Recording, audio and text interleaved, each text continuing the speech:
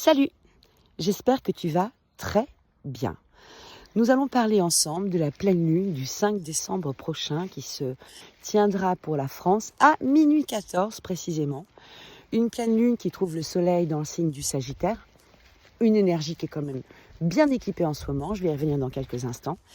Et la lune qui se trouve dans le signe du Gémeaux, un Gémeaux qui nous propose une activation mentale particulière. Et là aussi, je vais détailler dans une seconde ce qui peut se passer pour nous et ce que ça peut soulever énergétiquement pour nous dans notre déroulement de vie. Cette pleine lune-là, elle a plusieurs particularités. Le premier critère d'identité de cette pleine lune, c'est déjà que c'est une super pleine lune. Super pleine lune, ça veut dire quoi ? Qu'elle est relativement proche de la Terre, donc on va la voir plus grande, plus lumineuse, et en toute logique, plus on a des lunes qui sont proches de la Terre, plus leur impact est grand, et plus on ressent aussi leur dynamisation lorsqu'elles se produisent. Et puis l'autre particularité, et pas des moindres, c'est que cette pleine lune se tient au carré des nœuds lunaires. Alors si tu me suis depuis un petit bout de temps, tu sais que quand on parle de nœuds lunaires, souvent en même temps on parle un petit peu des éclipses et puis on parle aussi très franchement du karmique, et c'est ici que je vais t'emmener.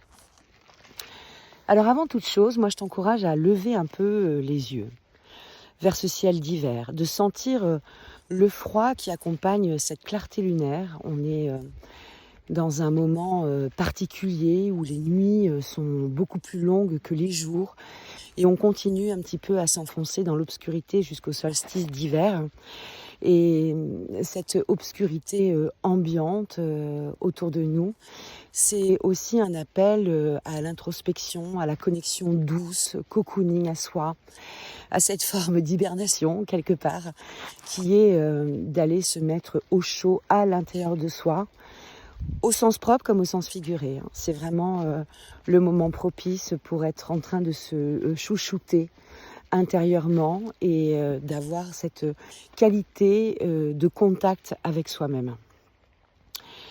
Cette pleine lune, c'est une fenêtre cosmique en fait, qui est comme une approche de clôture pour l'année 2025. Je dis une approche de clôture parce que sur le plan du calendrier civil, c'est la dernière pleine lune de 2025. Donc on ne va pas faire l'économie d'une forme de petit bilan sur l'année qui vient de s'écouler et puis voir sur beaucoup plus longtemps que ça, parce qu'on est sur un temps de clôture qui en fait est beaucoup plus long, tout le temps où on a Neptune et Saturne qui sont encore dans le signe du Poisson. On est toujours sur cet esprit de clôture d'étapes de vie. Je suis un peu essoufflée parce que j'ai couru après le chien il y a 3 minutes. Donc pardon, je reprends mon souffle en même temps. C'est un moment du coup de culmination, de lumière et qui porte une dynamique d'achèvement. Il y a ici le potentiel de commencer à discerner ce que nous voulons voir éclore en 2026. Quelles sont les graines que nous avons envie de semer, là où notre cœur nous porte et nous emporte, là où notre âme vibre. C'est la dernière lune de l'année, comme je te le dis, et c'est vraiment un moment de transition, aussi bien sur le plan collectif que sur le plan individuel. Alors, dans le signe du Gémeaux, cette lune nous parle de communication, de curiosité, de mouvement mental. Elle peut proposer une certaine clarté. Elle peut nous souffler les mots que nous n'arrivions pas à dire. Elle peut proposer des échanges dont nous n'arrivions pas à convenir. Et c'est un moment qui est relativement propice pour mettre en lumière en fait tout ce qui va être du registre de nos pensées. Et puis comme Vénus est juste en face, de nos désirs, de nos envies de création ou de partage, des appels à la fraternité, à la sororité, au voisinage heureux, tel que l'archétype du Gémeaux le porte. C'est toujours, comme toutes les pleines lunes, un moment de récolte, où on peut regarder un petit peu les résultats de ce que nous avons fait ces derniers mois. On peut observer ce qui s'est manifesté, ce qui s'est révélé. Et puis, c'est aussi laisser ce qui a besoin d'être vu, d'être écouté, d'être relâché, d'être communiqué. Ça nous stimule sur nos envies de bouger, de réinventer, peut-être même d'une forme d'audace dans les changements. Bien que nous sommes avec une activation de cette croix mutable avec le carré au nœud lunaire. Donc la croix est souvent assez figée. Les points dans le ciel résonnent en carré. Donc on a des angles à 90 degrés, ce qui n'est pas forcément l'énergie la plus simple à vivre, il faut quand même le dire. Mais ça peut être un moment assez favorable pour commencer à lever le voile un petit peu sur 2026 qui s'amène et clarifier ce qu'on veut laisser d'un côté et ce qu'on veut emmener avec nous d'un autre côté.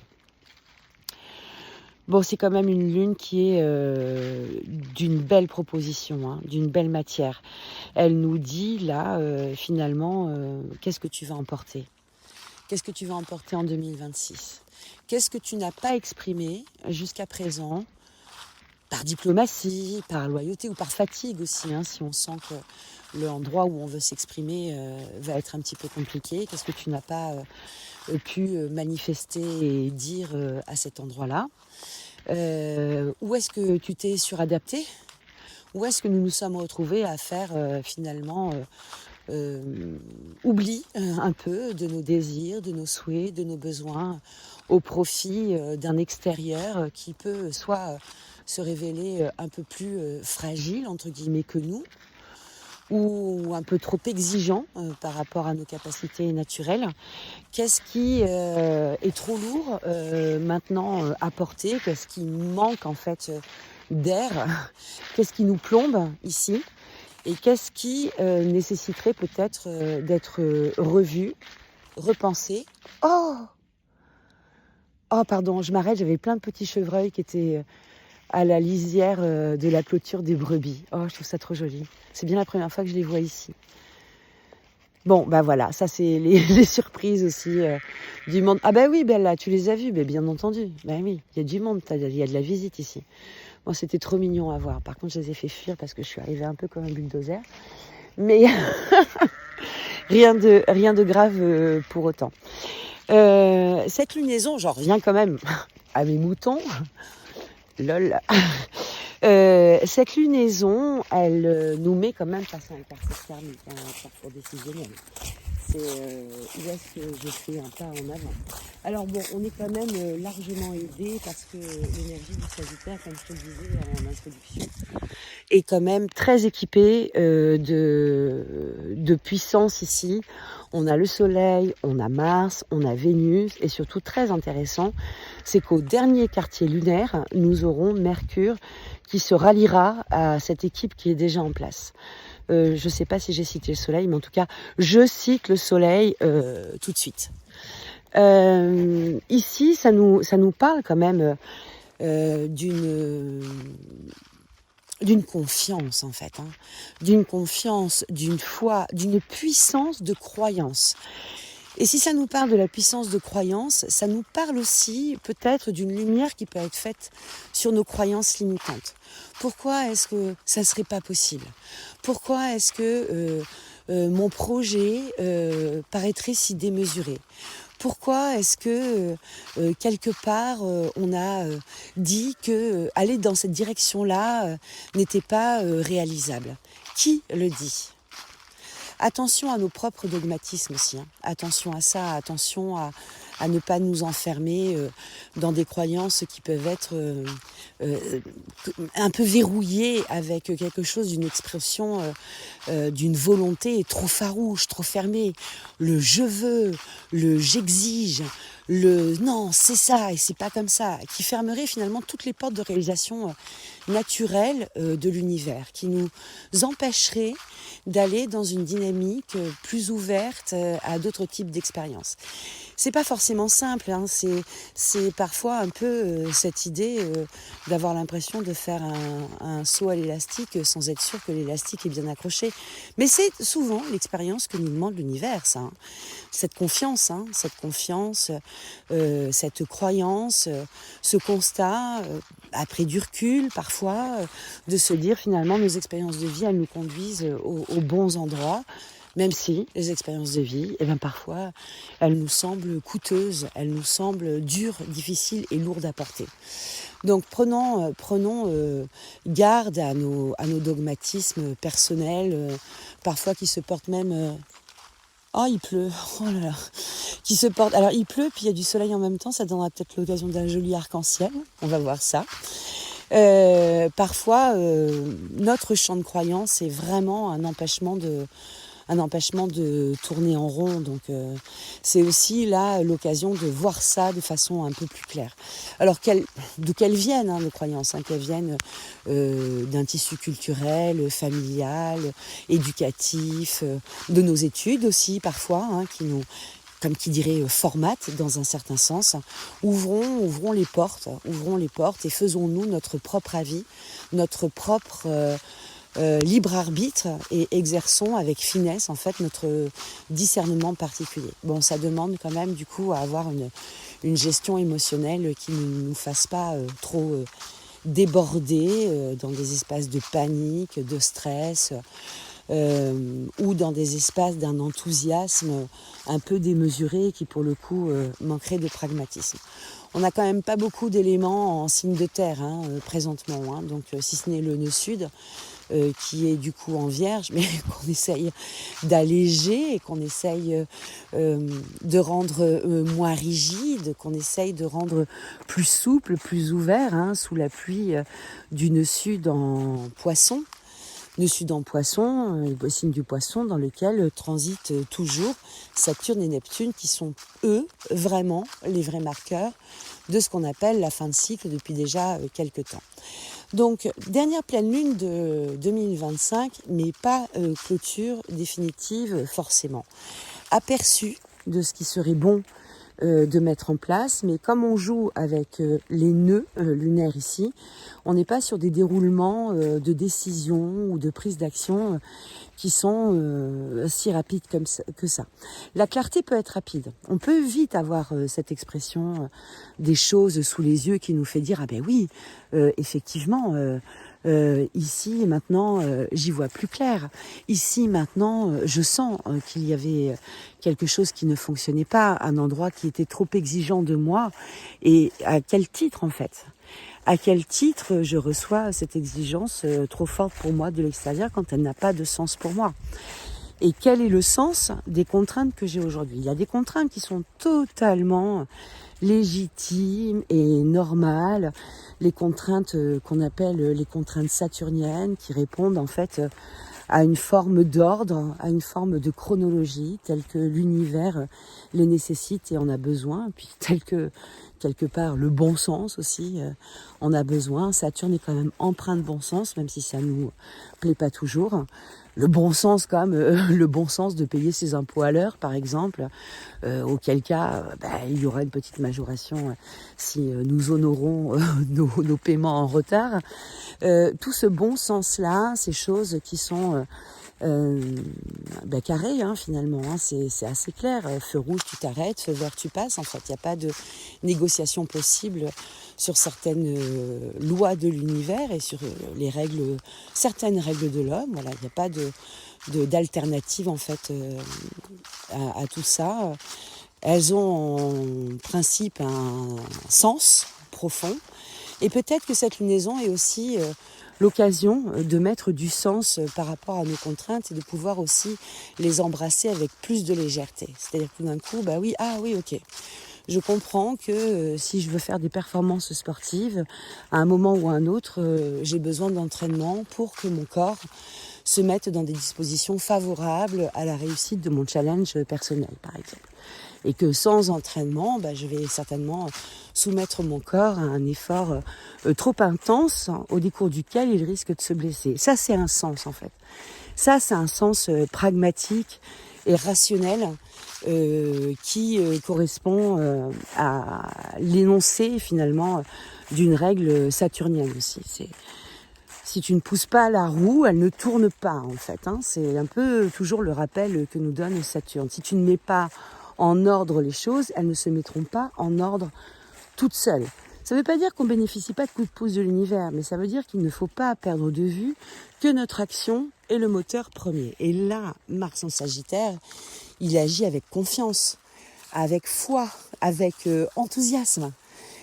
C'est aussi ici quelque chose qui est porteur de miracle, hein, l'énergie du Sagittaire. Hein. C'est cette énergie des lumières, paradoxalement. Les lumières philosophiques telles qu'on les a connues il y a maintenant quelques siècles, mais les lumières de la connaissance de haut degré, je dirais, sur justement ce qui constitue eh bien, les jalons de l'énergie visible comme invisible. C'est cette forme d'expertise, des savoirs. C'est aussi ici qu'on a les connaissances religieuses, qu'on a les connaissances ésotériques, qu'on a une philosophie de vie même. Alors quelle est, toi, ta philosophie de vie, ou quelle est la philosophie de vie sur laquelle tu t'es engagé, peut-être même à bas bruit, sans tout à fait t'en rendre compte jusqu'à présent, et qui, à ce jour, est en train d'éclore et de t'animer très profondément. Et là, ici, si tu as un nouvel élan pour cheminer sur ta vie, dans ton incarnation, quelles sont du coup les croyances qui sont ou contraires ou inadéquates avec ta nouvelle philosophie de vie, et qu'est-ce que tu souhaiterais voir se retrancher? Quand je parle du Sagittaire comme la saison des miracles, c'est pas le miracle qui tombe du ciel comme ça. Au dernier quartier lunaire, on a Mercure qui va venir se joindre à l'équipe déjà en place dans l'énergie du Sagittaire. Un Mercure qui a fait une rétrogradation à cheval entre les premiers degrés du Sagittaire et les derniers degrés du Scorpion. Donc un Mercure qui est enrichi aussi de toutes ces compréhensions des profondeurs. Toute cette compréhension des besoins de mouvement et de transformation que nous portons à l'intérieur de nous. Quand il va arriver en Sagittaire, forcément soutenu par tout ce qui est déjà en place, hein, Vénus, Soleil et Mars, encore un petit peu, il a une puissance de feu qui va pouvoir se révéler. Une puissance soutenante dans notre état d'esprit, qui justement s'ouvre aux possibles miracles qui peuvent se réaliser pour nous. Alors, qui peuvent se réaliser pour nous? Cette expression est intéressante, mais elle est certainement un petit peu inexacte, parce que quand on regarde, c'est l'objet du prochain apéro papote du 12 décembre, justement de parler des miracles. Quand on regarde la dynamique des miracles, en fait, le moteur de fond, l'action de fond, c'est une action de croyance et une acceptation très profonde d'une démarche intègre, en fait.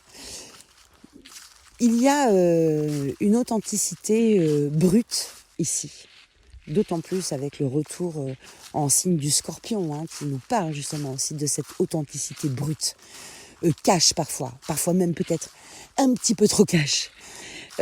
Comme cette mise à nu en fait de soi dans l'énergie du Scorpion, où notre ego revient un petit peu à sa juste place, accepte de se maintenir à des endroits qui sont des endroits plus sobres, plus adéquates, où l'ego prend sa dimension de protecteur physique et de protecteur psychique, sans chercher à tout craindre le contrôle.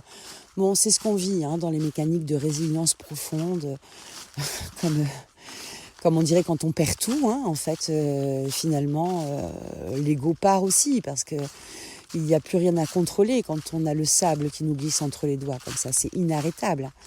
Donc dans cette idée-là, de ce retour de Mercure en Sagittaire, il y a cet état d'esprit qui peut servir au miracle, parce que finalement, voilà, j'aimerais bien ça, j'œuvre dans ce sens-là, je souhaiterais voir se réaliser ça, je me mets dans les dispositions et j'accepte le lâcher-prise qui en découle. C'est-à-dire que je fais de mon mieux, à la mode Toltec, je fais de mon mieux et j'accepte que le résultat soit à la hauteur de ce que l'univers me proposera.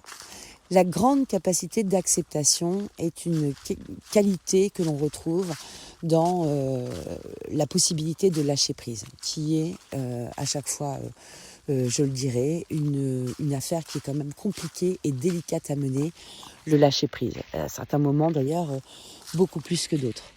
Mais il y a un chemin là qui est, je trouve, super intéressant, qui est enthousiasmant, qui nous envole un peu, qui nous emporte. l'air du Gémeaux, la vivacité d'esprit, la dynamisation, le carré au nœud qui nous dit, bon attends, t'as peut-être fait beaucoup de choses qui se ressemblent en fait jusqu'à présent. Est-ce que ces répétitions de situations, ces répétitions de scènes t'ont vraiment été profitables? Est-ce que tu ne peux pas changer un truc ici? Est-ce que vraiment ta pensée, ton mental, tes mots, tes idées sont à ton service? Qu'est-ce que tu n'as pas dit en fait jusqu'à présent? Qu'est-ce que tu as tu? Et qu'est-ce qu'il serait peut-être bon d'arrêter de faire? Quelle est la vérité que tu t'es empêché de voir, de dire ou d'exprimer? Attention, je ne parle pas de la vérité qui est ici pour blesser quelqu'un. Je parle de cette vérité qu'on a parfois besoin de se dire à soi-même. Finalement, est-ce qu'on ne se racontait pas une histoire quelque part? Quand on se disait que c'était pas possible, est-ce qu'on ne se racontait pas une histoire? Est-ce qu'on n'était pas en train de raisonner un petit peu comme pour s'économiser de quelque chose, d'une action qui nous semblait peut-être trop importante sur le plan de l'énergie, une énergie dont on ne disposait pas forcément avec le retour de Saturne et Neptune en Poisson, on a eu un petit peu moins de vitalité. Bon, ça peut être d'ailleurs encore un peu le cas aujourd'hui, mais ça va s'arranger semaine après semaine pour récupérer un petit peu de jus comme ça, d'énergie d'action. Et puis là aussi, doucement, doucement, sans précipitation. On peut avoir une clarté, une vision, mais le rythme de nos actions ne va pas être forcément sur la même rapidité que le flash que l'on peut recevoir, que l'insight que l'on peut vivre. Parce qu'il y a ici vraiment ces dynamiques de révélation qui sont possibles entre cette pleine lune et la nouvelle lune suivante. Il y a toute cette vivacité d'esprit qui est à notre service pour nous permettre de discerner en fait le chemin. Mais un peu à la manière de certains super-héros. Tu vois le paysage de façon claire pendant 1 à 2 secondes et l'instant d'après, ça se trouble. Et ça va faire appel à ta mémoire, à ta mémorisation.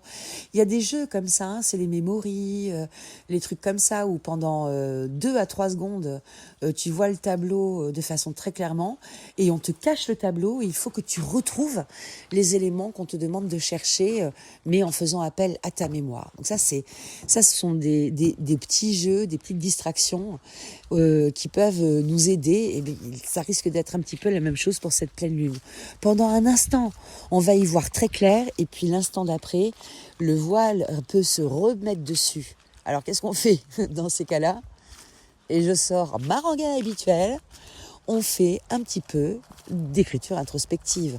On note, on prend des notes, on compulse, on essaie de réfléchir, on met très vite par écrit ce que l'on a perçu. Les rêves sont encore très porteurs de symbolique et de chemins très intéressants en ce moment.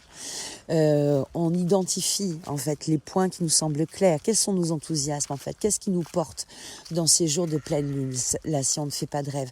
Où est-ce que notre cœur a vibré? Où est-ce qu'on s'est dit, oh purée, ça c'est vraiment une bonne idée, j'ai vraiment envie de faire ça? Où est-ce qu'on s'est dit, ah non mais là il faut que j'arrête de conduire cette dynamique, je me rends compte jour après jour que ça n'est pas du tout à mon service, donc je renonce à ça. Oui, parce que dans le choix il y a du renoncement. Choisir une nouvelle direction implique de laisser des choses derrière soi. C'est mathématique. On ne peut pas encombrer nos valises indéfiniment. On ne peut pas se retrouver avec des sacs de voyage qui pèsent 55 kilos. Ce n'est pas possible. Il faut sortir des choses pour en mettre des nouvelles. La fameuse logique du plein vide dont je parle très régulièrement aussi, on ne peut pas être dans cette forme d'amassement où le passé finit par nous alourdir alors que nous embrassons de nouvelles dynamiques. Et c'est le jeu de la vie en fait. C'est le jeu de la vie. Le renouvellement de fond, c'est le jeu de la vie. Parce que la vie est mouvement. Chaque instant, tout bouge. Et rien ne peut être, ah, super, bravo la faute quoi. Rien ne peut être comme ça fixe, immobile, et parce que ce qui est fixe et immobile, ce qui est vraiment sans mouvement, ce sont des choses qui sont mortes en fait. C'est la vie quitte dans l'immobilité. C'est le mouvement est le synonyme de vie. Donc préférons être proactifs dans nos mouvements que d'attendre que la vie s'impose de manière un petit peu disruptive, hein, à la mode uranienne qui, d'ici quelques temps, reviendra aussi dans le signe du Gémeaux. Donc, on peut faire un lien aussi entre ce qui se passe maintenant et ce qui se passera quand Uranus rentrera dans le signe du Gémeaux, nous surprendra, parce que c'est son job de nous surprendre. Bonne ou pas, hein, les surprises, hein, ça c'est Uranus time, hein, et l'énergie s'exprime de façon neutre, hein, c'est notre manière de le vivre après qui va lui donner une connotation agréable ou désagréable. C'est la paire de lunettes que nous aurons sur les yeux à ce moment-là, hein. Des événements qui peuvent être teintés de complications peuvent se révéler, et crois-moi que c'est exactement l'expérience que j'en fais en ce moment, peuvent se révéler être en fait des ouvertures vers l'avenir, vers des modifications de situation sur lesquelles on était en peine de mettre de l'action et du mouvement. Ça vient casser l'inertie. Uranus vient casser les inerties là où elles sont. Donc bon, anticipons, soyons prêts au mouvement. L'agilité intellectuelle dynamisée avec cette pleine lune là peut nous permettre de voir les choses sous un jour peut-être nouveau et peut-être un peu moins angoissant que ce que nous avons pu vivre les uns les autres ces derniers temps. Bon, évidemment, je ne t'ai pas tout dit. Il y aurait vraiment beaucoup à dire sur cette lune.